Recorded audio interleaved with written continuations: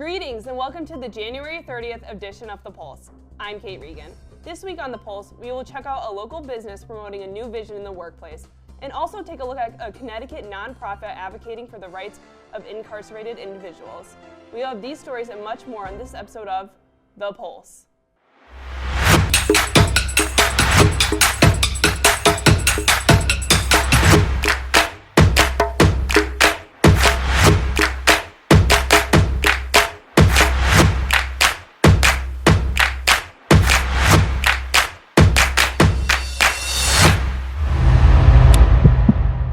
There's no off-season when it comes to sports betting, with games being played around the world.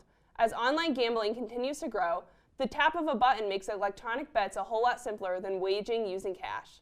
Carolyn Miner explores the dangers that the growth of online betting brings to one very specific audience: teens.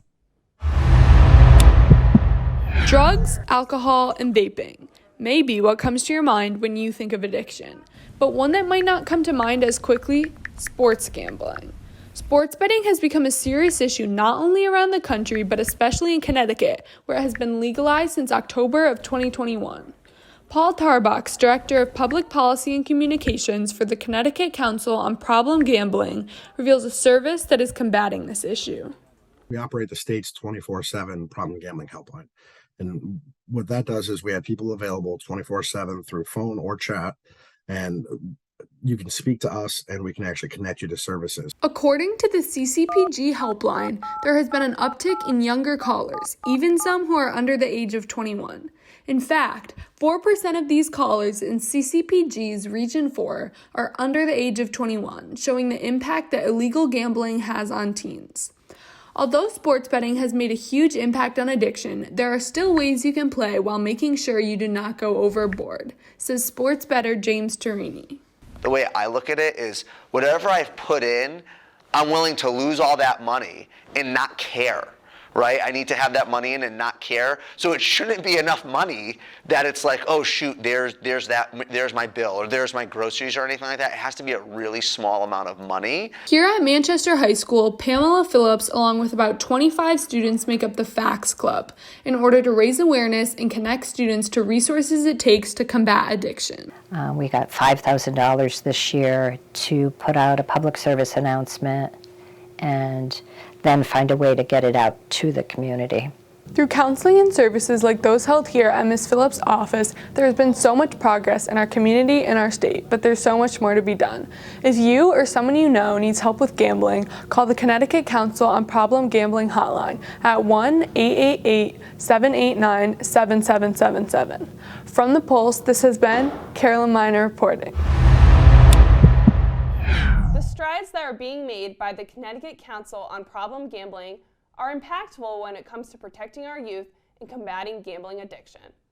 Another nonprofit right around the corner in Hartford is working to protect another vulnerable group through advocacy and action.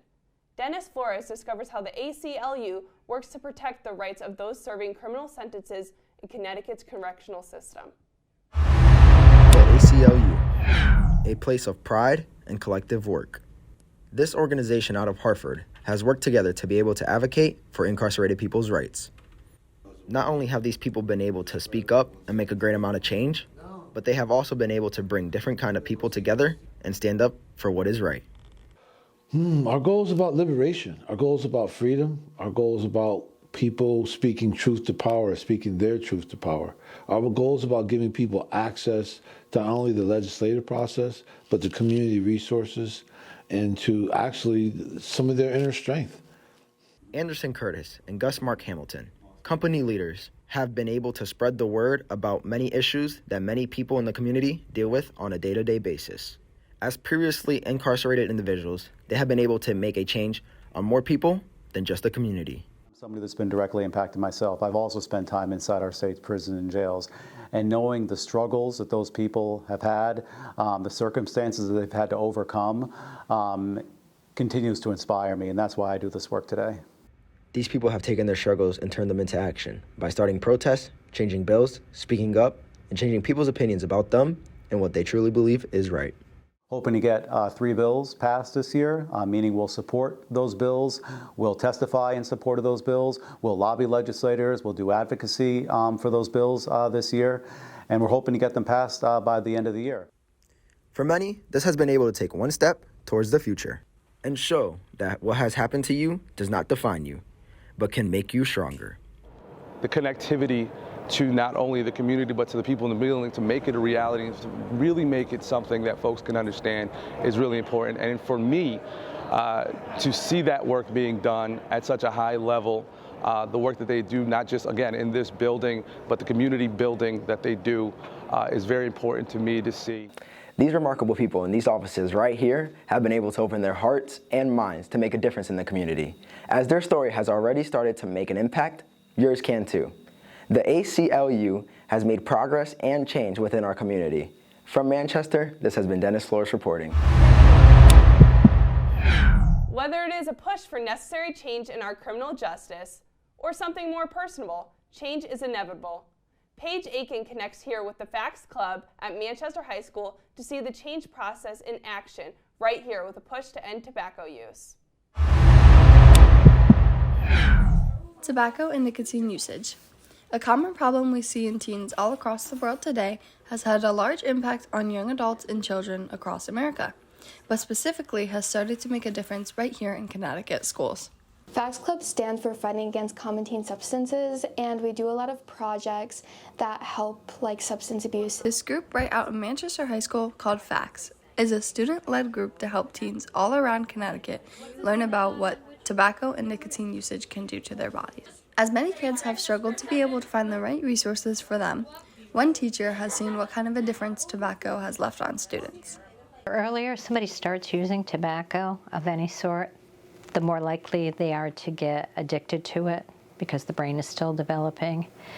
And contrary to what people think, it doesn't relax, it actually increases anxiety. When teens use tobacco and nicotine products, this can cause tremendous social impacts such as impulse control problems and mood swings. This and much more has been able to make an impact that goes bigger than just the classroom. It impacts me because I feel like I'm really able to help more people and reach a lot of people with an issue that's such a big deal and keeps getting worse. In Connecticut, the legal age for buying tobacco and nicotine products is 21. But for many kids, they are able to find ways to uphold these drugs and use them on a daily basis. We have a campaign coming up. We did it last year as well, where the Facts students, club members, go into Illing and meet with the 7th graders and talk to them about vaping, do some education about it, because peer-to-peer is so much more effective than like me standing up there telling them about it. While this club is contributing to the community, there's one thing that people do have to follow to get this problem fixed. Realtors have to check IDs to make sure that children aren't buying legal or illegal drugs in any case. We actually work with the Change Collaborative and the Youth Service Bureau, which are 2 organizations in the town, and we just try to get a lot of like prevention out and services to people who are struggling. Not only is this group making an impact now, but it will continue to do so to prevent this product from progressing farther. We started with maybe 6 or 8 kids, and this year we have about 35 kids in Facts, about 25 of them actively working on it. And they're starting to message individually.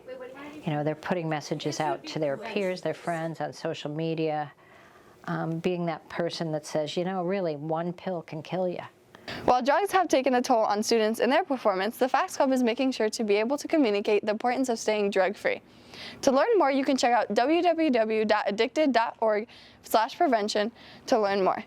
From Manchester, this has been Paige Aiken reporting.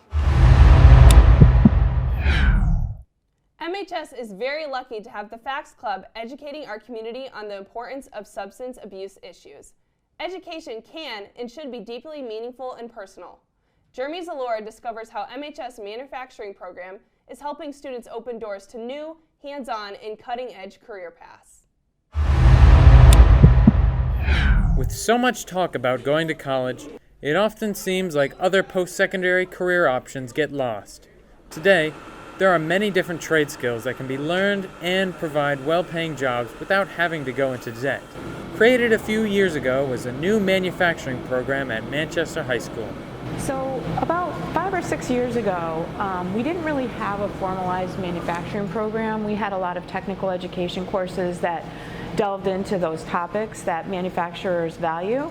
But we realized at that time, again about 5 years ago, that we really needed to design a structured pathway within the manufacturing career cluster area. So the reason that we did that is because there's a huge demand for manufacturers in Connecticut. There's thousands of employers, and it's a field that pays quite well. Last year, Manchester High School was given a grant of $390,000 towards improving the school's manufacturing program. Here's what one of the teachers of the manufacturing program, Monica Okendo, had to say about the program. You get to work with your hands. You get to make stuff that, generally speaking, not a lot of students, unless you go to a technical school, you're not really exposed to or even try. How many people have actually worked with metal? Fewer and fewer people have worked with wood, working with doing cabinetry and woodworking, much less with metal. That in and of itself is just absolutely cool. To me anyways. I get really excited about that. I love working with the lathe. I love working with the mill. And one of the things I find is that students, when they get exposed to the lab and they get excited about the lab, they start falling in love with specific machines. Like if they enjoy the lathe, that's the machine that they go to. If they enjoy the vertical mill, that's the machine that they go to. Not only do students get the unique experience of working with industry-level machinery, but they are also given a path to success out of high school. Here's Sky Gladden, a senior in the manufacturing class. Oh yeah, it's a lot of fun. Make a lot of money in the industry right out of high school. You don't need a college degree or really a lot of education. As long as you know what you're doing and getting yourself into, you can really make some good money. With the workforce being so dominated by college-oriented jobs, there's been a high demand for skilled laborers. Behind me, students are working to become the trade workers of tomorrow. From Manchester High School, this has been Jeremy Zalora reporting. Students are fortunate to have the opportunity to shape and create in programs like manufacturing. It is all about helping people reach their potential.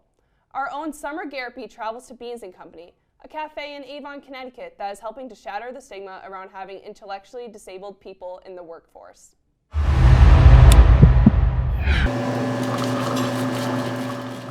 Beans & Company, a cafe that serves coffee and a purpose in the community of Avon, Connecticut. Anything else? Opening in 2017, Beans has run with the intention of representing every part of the community in their employment process. Over 80% of adults with intellectual and developmental disabilities face unemployment. Co-founder Kim Morrison is trying to use her business and inspire others to change that statistic. We have a 50-50 business model where 50% of our adults have intellectual or developmental disabilities and 50% don't. So it's a good cross-section of the community. You know, it's a population that wants what we have. They want purposeful employment. They want, you know, meaning in their day, just like anybody else. That's how we treat them and treat everybody. Everybody's treated the same. While the loyal customer base and staff could be described with the word team, all right, I'll switch that and take that for you. It's recognizable that they are so much more. Feels like family here, and it feels awesome to be here. Go-to person on the customers and on my coworkers. As someone who can confidently say that they're on the spectrum, the best part of it being included in this team is basically just no judgment. No matter who you are welcomed at Beans & Company. It's what keeps so many people coming back. Beans & Co.'s delicious menu and welcoming service aren't the only things that make it so special. This cafe is brewing a new outlook on inclusivity in the workplace. This is truly a place where everyone belongs. From Manchester High School, this has been Summer Garrepy reporting. Beans & Company's dedication to their employees and community will not go unnoticed anytime soon. Well, Manchester, those are all the stories we have for you this week. Make sure to follow our Instagram page at MHS_television, check out our website at mhstelevision.com, and email Mr. Larson at b11elars@mpspride.org with any story ideas. I'm Kate Regan, and this has been The Pulse.